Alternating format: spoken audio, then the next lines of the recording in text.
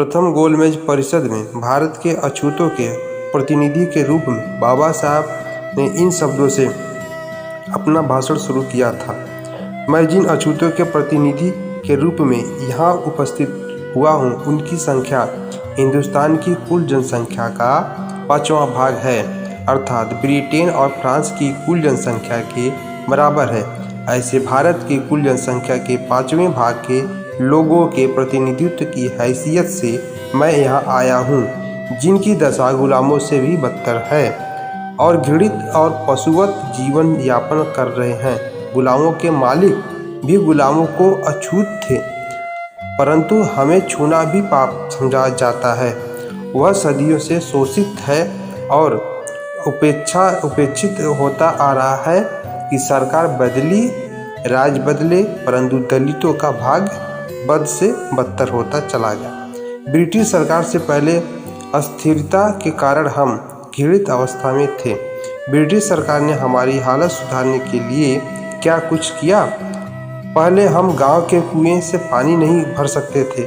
आज भी वही स्थिति है कि गांव के कुएं से पानी तक नहीं पी सकते हैं। क्या ब्रिटिश सरकार ने हमें वह अधिकार दिलाया? ब्रिटिश राज से पूर्व हम मंदिरों में नहीं जा सकते थे और आज भी मंदिरों के द्वार हमारे लिए बंद हैं। फिर ब्रिटिश सरकार ने हम अछूतों के लिए अधिकार नहीं दिया। क्या पहले हमें पुलिस विभाग में भर्ती नहीं किया जाता था? क्या अब ब्रिटिश सरकार हमें पुलिस में भर्ती करती है? पहले भी हमें सैनिक सेवा भी भर्ती नहीं किया जाता था। अब सेना में सेवा करने का मौका दिया जाता है? इन प्रश्नों में से किसी का भी उत्तर हमें नहीं दिया जा सकता। 150 वर्ष के ब्रिटिश राज में हमारी हालत पहले जैसी थी वैसे ही बदस्तूर जारी है। ऐसी सरकार से हमारा क्या भला होगा? आज अछूत भी वर्तमान सरकार के स्थान पर जनता के लिए जनता का राज चाहते हैं। मजदूर और किसानों का शोषण करने वाले पूंजीपति और जमींदार की रक्षक सरकार हम नहीं चाहते।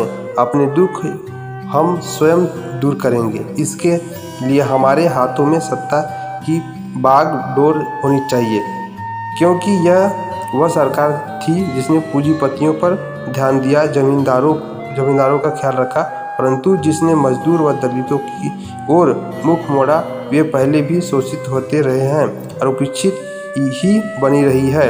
सामाजिक कुरीतियों और अंधविश्वासों के अंधेरे में रखा गया। अगर कोई दलितों को ध्यान दिया, उसके तरफ कोई बड़ा है, तो बाबा भीमराव अम्बेडकर उन्होंने सभी प्रकार का अधिकार दिए। जैसे डॉक्टर भीमराव अम्बेडकर ने वक्तव्य से पूर्व प्रथम गोलमेज सम्मेलन की अल्पसंख्यक संबंधी समिति को एक पत्र भी दिया था, जिसमें अल्पसंख्यक लोगों की भलाई के लिए नए संविधान में जो अधिकार उन्हें दिए जाने का आवश्यक बताए गए इस प्रकार थे, जैसे समान मूल अधिकार, भेदभाव पूर्ण व्यवहार के विरुद्ध संरक्षण। तीसरा है सामाजिक बहिष्कार करने वालों को कड़े दंड की व्यवस्था। चौथा, सरकारी नौकरी में उनका स्थान सुरक्षित। पाँचवा है उनकी उन्नति के लिए अलग विभाग।